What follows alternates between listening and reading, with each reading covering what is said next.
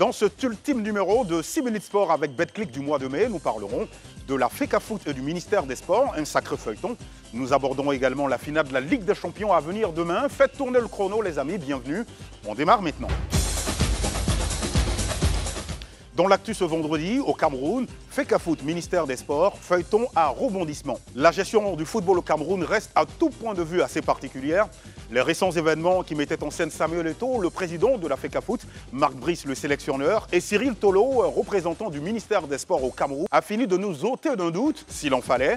Aux dernières nouvelles, tout semble rentrer dans l'ordre. Pour retracer la chronologie et en savoir plus, nous avons échangé avec un confrère sur place au Cameroun. Regardez. La tension entre le ministère des Sports et la Fédération camerounaise de football cristallise le pays depuis 2 mois aujourd'hui, où nous avons, tout découle d'abord de la nomination de l'entraîneur faite par le ministère des Sports sans associer la Fédération camerounaise de football, qui est l'organe technique et censé recruter l'entraîneur. Il faut dire que la cohabitation aujourd'hui, après la réunion qui a eu lieu hier entre le cabinet civil et le président de la Fédération camerounaise de football, il est temps que, parce qu'il faut dire que le chef de l'État a décidé de frapper la main sur la table et le chef de l'État a demandé au directeur du cabinet civil à la présidence de la République de donner tous les pleins pouvoirs à Samuel Eto'o, d'imposer et que les textes, parce que ce que défend le président de la Fédération camerounaise de football, Samuel Eto'o, c'est les textes, le respect des textes. Et le chef de l'État, qui est un légaliste, a demandé qu'on respecte les textes. Et aujourd'hui, je peux vous dire que les deux sont au centre, il n'y a plus de désordre et les deux structures devraient converger vers la même direction. Aujourd'hui, on peut dire qu'au sorti de la conférence de presse qui a eu lieu entre le président de la Fédération et son nouveau staff technique, à qui il a proposé depuis, ben, on peut dire aujourd'hui que les choses sont revenues au calme.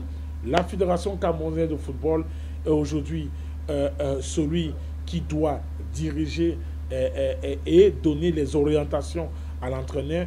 Espérons que nous n'ayons plus cette genre d'image et que les choses reviennent au calme et qu'on ne parle que d'une chose sur le football, parce que les Camerounais sont des passionnés de football.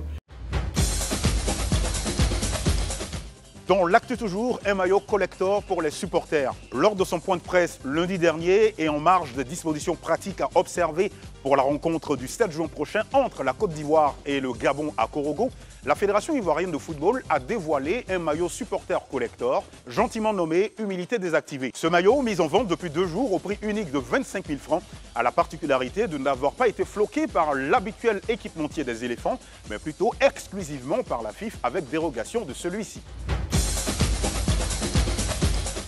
Je vous glisse 2 brèves avant d'enchaîner pour la suite.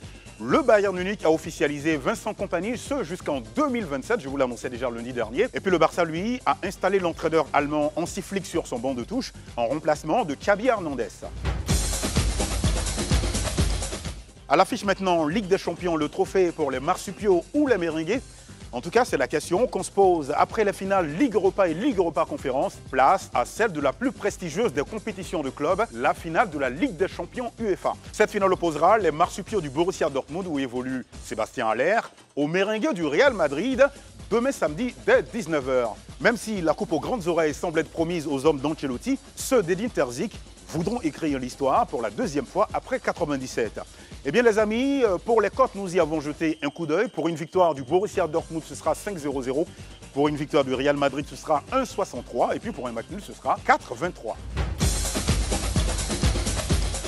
Dans le focus maintenant, on parle patinage. On dira Soro Bonatti, l'artiste des pistes. Voilà une année bien prolifique où le drapeau de la Côte d'Ivoire est hissé sur tous les podiums de tous les sports possibles quasiment. Dimanche 26 mai, la patineuse ivoirienne Soro Corina Bonatti a été sacrée championne des séries artistiques tout en écrasant la concurrence et pointant à plus de 154 points. La protégée de la Fédération ivoirienne de patin et des sports de glisse justifie d'un palmarès en compétition aussi éloquent que riche. Médaille d'or au concours international Copa América, 4e en 2015 au championnat d'Europe, 4e au Sedmark International Trophy. Sans aucun doute, Soro Bonatti Corina est un espoir prometteur pour les sports de glisse ivoiriens. Dans l'Expresso maintenant, Djokovic file au 3e tour de Roland-Garros. Faute de parler d'une expédition, l'on s'accorde à dire que la victoire de Djokovic sur Carballes Baena 6-4, 6-1, 6-2 s'apparente à une promenade de santé. Le Serbe se hisse ainsi au 3e tour du tournoi et sera face à l'Italien Lorenzo Musetti demain samedi. Novak Djokovic peut-il réaliser un back-to-back cette année? La question reste entièrement posée quand on sait que derrière, Alexander Zverev et Carlos Alcaraz frappent de façon bruyante à la porte d'Auteuil. Je vous souhaite de passer un agréable week-end et puis on se dit à lundi pour une autre aventure sport. D'ici là, gardez le rythme et surtout n'oubliez pas d'être heureux. Salut!